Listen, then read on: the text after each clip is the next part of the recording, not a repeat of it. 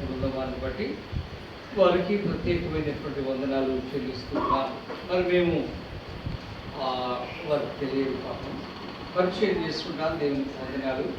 మేము హయత్ నగర్ హైదరాబాదులో మరి తూర్పు దిశలో ఉన్న హయత్ నగర్, అక్కడ బ్యాప్టిస్ట్ చర్చ్ హయత్ నగర్ అని ఉంది. దేవునికి వందనాలు.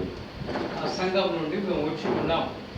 నేను ఆ సంఘంలో అక్కడ గత దాదాపుగా 35 సంవత్సరాల నుండి పాస్టర్గా పనిచేస్తూ ఉన్నాను.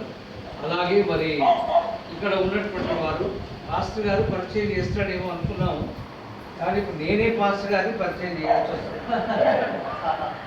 సో ఏదేమైనా మంచిది. దేవునికి వందనాలు. మన మధ్యలో ఉన్నటువంటి అంకులు నాగేశ్వరరావు గారు, మరి వారు మా సంఘంలో మరి సంఘ చీఫ్ అడ్వైజర్గా ఉంటూ అనేకమైన బాధ్యతలు నెరవేరుస్తూ ఉన్నారు. ఇలాంటి సంఘం మా హయత్ నగర్ బాప్టిస్ట్ సంఘం కింద ఒక 7 లేక 8 బ్రాంచ్ చర్చెస్ ఉన్నాయి. దేవునికి వందనాలు. కాబట్టి ఈ దినం మరి చాలామంది సంఘ పెద్దలు రావాలని ప్రయత్నం చేశారు, కానీ చాలా దూరమైనది కాబట్టి రాలేకపోయారు. మరి అలాగే మా ఉమెన్ కమిటీ వారు కూడా వచ్చారు.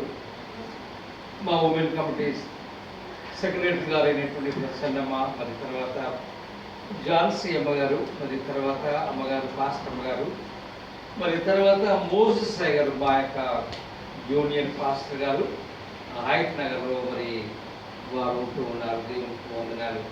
ఈరోజు మరి దాదాపుగా నేను బోయినపల్లి ఈ సంఘాన్ని దర్శించడం ఇది 3వసారో 4వసారో. నేను లాస్ట్ టైం మరి రీసెంట్గా ఒక పెళ్ళికి వచ్చాను.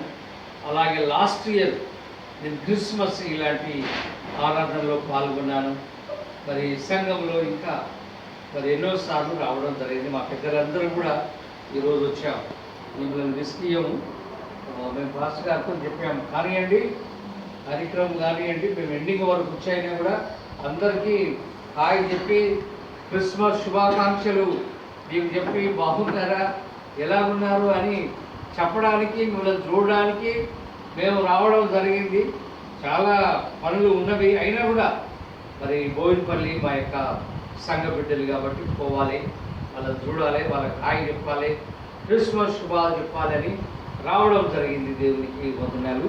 నేను ఎక్కువ సేపు మాట్లాడను, విస్కీయను, కానీ దేవునికి వందనాలు.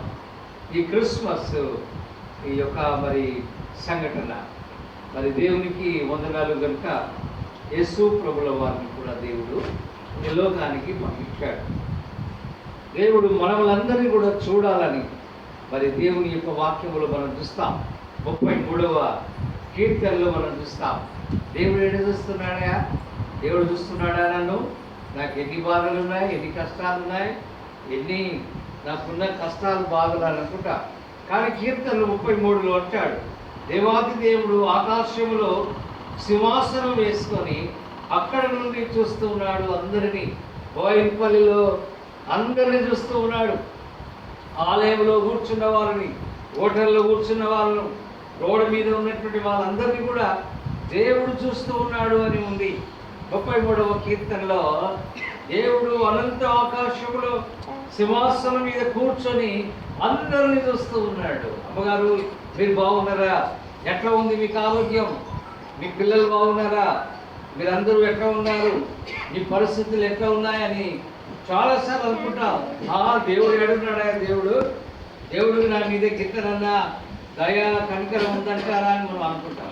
అనుకొని చాలా